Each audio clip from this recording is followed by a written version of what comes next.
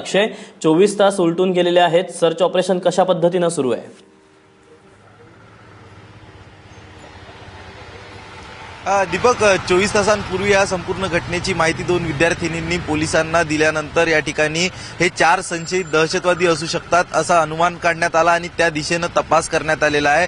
तपास यंत्रणाचे सगळे विभाग मुंबईच्या उरण परिसरात दाखल झालेले आहे। मग आयबी असो, एनएसजी कमांडोज असो, थोडाच वेळापूर्वी एनएसजी कमांडोची एक दुसरी टीम, दुसरं पथक सुद्धा उरणमध्ये दाखल झालेलं आहे। Mumbai crime branch, Navi Mumbai police, navy आणि सोबतच एटीएस या संपूर्ण पथकांकडनं कालपासून सखोल चौकशी केली जात आहे। या ठिकाणी स्थानिक या ठिकाणचे जे मच्छीमार आहे यांच्याकडनं माहिती सुद्धा घेतली जात आहे की गेल्या महिनाभरात कुठलं अनोळखी जहाज या ठिकाणी आलं का याची सुद्धा माहिती घेतली जात आहे आणि अशा पद्धतीनं हे सर्च ऑपरेशन सुरू आहे। दीपक, काल दोन विद्यार्थिनींनी जी माहिती दिली होती त्या दोन विद्यार्थिनींनी दिलेल्या माहितीच्या आधारावर 2 वेगवेगळी रेखाचित्र पोलिसांनी जारी केलेली आहे आणि या रेखाचित्र सर्क्युलेट सुद्धा करण्यात आलेली आहे। जर अशा प्रकारची कुणी व्यक्ती जर दिसत असेल तर त्वरित पोलिसांना कळवण्याचं आवाहन सुद्धा महाराष्ट्र पोलिसांनी केलं आहे आणि या पद्धतीनं जे काल आपल्याला ही माहिती काल त्या विद्यार्थिनींनी दिली होती आणि यानुसार हे सर्च ऑपरेशन सुरू झाल्यानंतर एक उरण परिसरामध्ये भीतीचं वातावरण पसरलेलं आहे। उरण परिसरात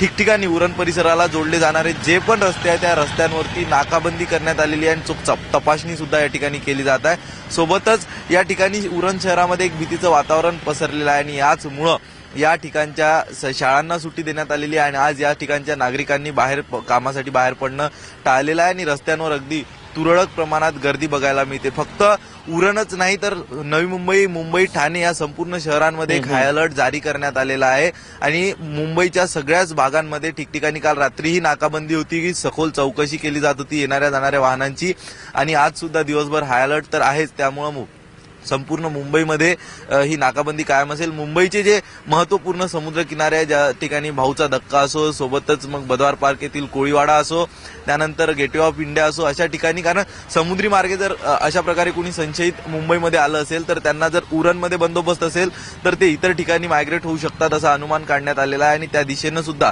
त्या संपूर्ण ठिकाणच्या चौपाट्यांची सुरक्षा वाढवण्यात आलेली आहे। मुंबईमध्ये एक नागरिकांना सुद्धा पोलिसांकडनं सतर्कतेचं आवाहन केलं जात आहे की नागरिकांनी मुंबईमध्ये फिरत असताना एक सतर्कता बाळगा आणि कुठल्याही पद्धतीची अशी संशयित हालचाल जर सुरू असेल तर पोलिसांना त्वरित कळवा अशी कळकळीची विनंती वजा आवाहन मुंबई पोलिसांकडनं दीपक करण्यात आलेलं आहे। सगळ्या प्रकरणी 24 तास झाले आहे, सर्च ऑपरेशन अजूनही चालू आहे। कुठल्याही प्रकारे कोण संशयित होते याचा शोध अजून लागलेला नाही। आपण अपेक्षा करूया दीपक लवकरात लवकर या संपूर्ण सर्च ऑपरेशनला यश येईल।